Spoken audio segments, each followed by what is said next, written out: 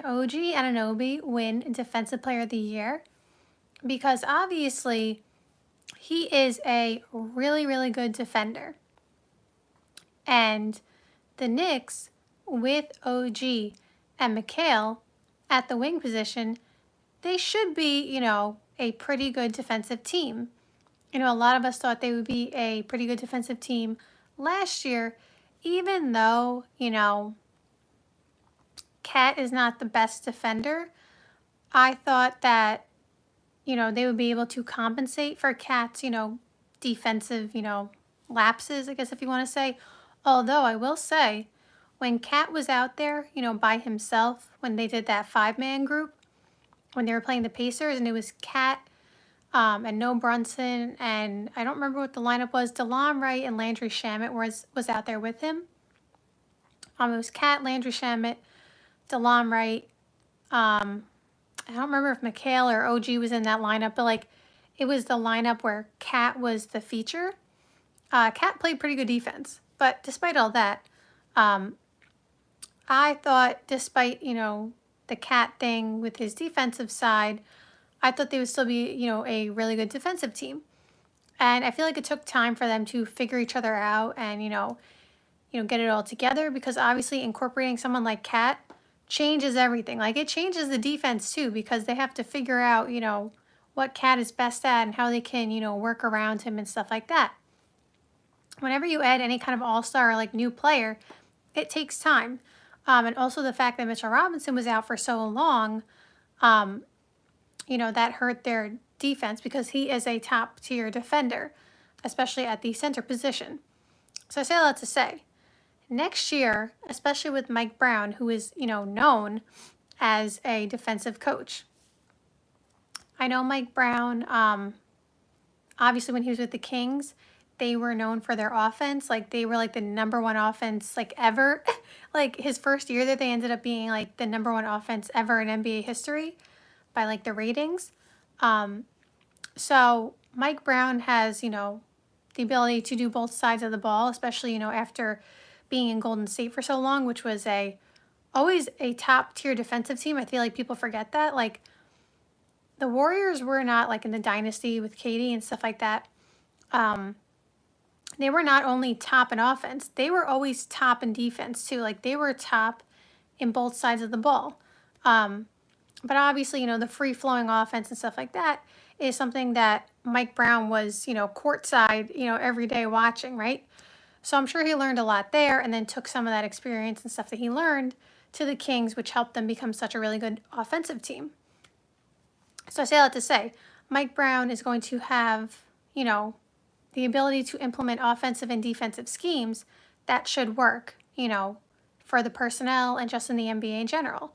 But what I'm pointing out is that I feel like Mike Brown will definitely get the best out of Cat and everybody on defense. So you're probably like, okay, so all that, let's talk about the intro.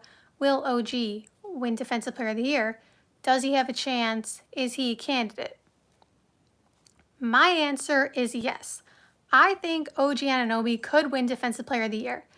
And the reason is, what I said earlier is no longer the case. They all know each other. Cat has been incorporated. Mitchell Robinson's healthy. They're not going to have those same issues, quote unquote, as last year, right? And there's no chemistry issues. I mean, there's still always going to be chemistry issues, because it's just a team, things happen. But, there's no, we are incorporating a new all-star to our team, chemistry, issues. And there's no Mitchell Robinson is not healthy for, majority of the season issues, right? So those things are out the window. So they will be at full strength, to start the year. And so I expect them not only to be a top team in the Eastern Conference, but I also expect them to be a top defensive team. And that is going to be led by OG and McHale on the wing. However, I think OG is going to be able to put up metrics that show or exemplify his defense better than McHale, if that makes sense. I feel like McHale, this is why I feel like also McHale gets talked down on unfairly, is that I feel like McHale's defense doesn't always show up in the box score the way some other defenders do. For example, Victor Wembanyama. you see what he does on defense, how good he is. But Victor Wembanyama, you look at the box score, 5-6 blocks, right? So like, besides just watching him play really good defense, you see in the box score 5-6 blocks, right? So you know he had an impact. I feel like for Mikal, he's not that he doesn't get steals or blocks, nothing like that. He obviously does. But I feel like he's kind of more of a, like, just make it difficult for you to get up a shot kind of defender. Like, he's just in your airspace, and that's not going to show up in a box score, because if the player still makes the shot over him, or if the player misses, obviously there's stats for that, but like, if the player still makes the shot, there's no stat in the box score for that. I feel like he's kind of that type of defender.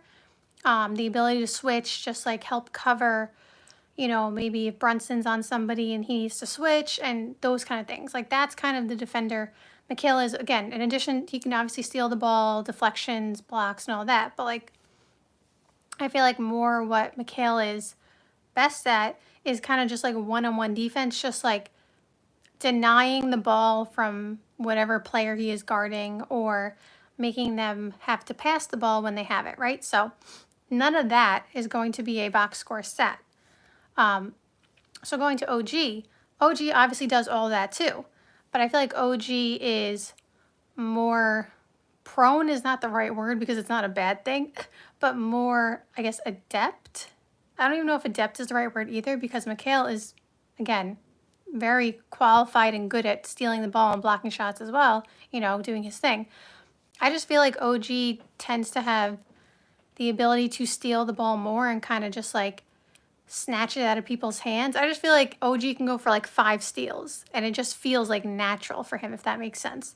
So I feel like OG, you know, is going to have the non-box score, you know, defensive metrics like Mikal, but I think he also, in addition, will have the box score, you know, metrics.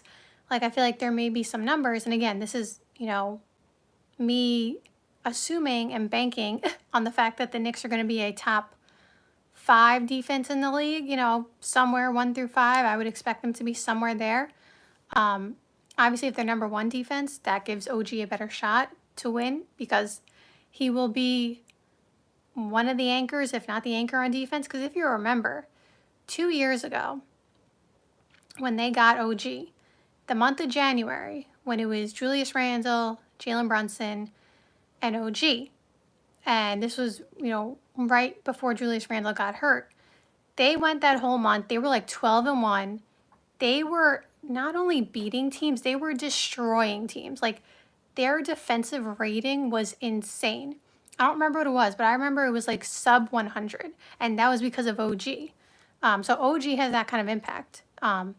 So I say all that to say, I think OG, not necessarily saying he's going to win Defensive Player of the Year, because there are a lot of other good candidates out there. Wemby is going to be a candidate next year and his entire career, and he is going to earn that right,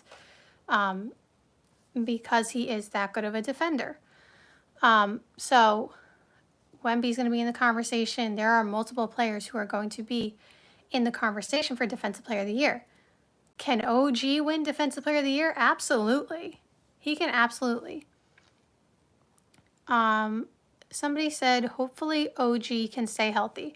I think he will stay healthy. He was, you know, pretty healthy last year from what I remember. I don't remember him having any severe injuries last year. I think he had one injury that kept him out a little bit, but it was not anything that was like super severe from what I remember. I can't remember if it was like his ankle or his hamstring. I think it might have been his hamstring. So OG was fairly healthy last year. We saw him. He played the whole playoffs. So I expect him to be healthy again. I think Mike Brown will do a good job of, divvying up the responsibility amongst all the players on the team, especially with the new additions to the bench with Jordan Clarkson and Gershon Yabusele, who will definitely be helpful off the bench and can contribute offensively and defensively, which can take some of the, responsibility off the plate of Jalen Brunson, OG, Cat, Mikal. Like, the more you can rest your guys in a way, the better, of course, for the playoffs, because obviously the criticism of the Knicks was that the starters were playing way too many minutes, throughout the entire season. And then obviously the criticism was that by the time the playoffs rolled around, they were burnt out. They still played well. They were one game away from the NBA Finals. So were they burnt out? I mean, obviously they did really good despite that, accusation, regardless of whether they were or they weren't. Obviously, I never talked to any of them, so I wouldn't know. But regardless, the talk around the Knicks was that they played too many minutes. And you don't want to just be resting games all the time. You want to be in NBA shape. You want to be playing. But if they can have their starters not be the number one minutes leaders in the league and rather have them be, I don't know, like 32 minutes per game approximately for each of them, that would be ideal. And then definitely keep them fresher for the playoffs if they were a little burnt out. So I think OG definitely has a good shot to win Defensive Player of the Year. Again, whether he does it, I don't know, but look out for OG for Defensive Player of the Year because he might get it. So thank you guys so much for watching this live stream. I hope you enjoyed and see you soon.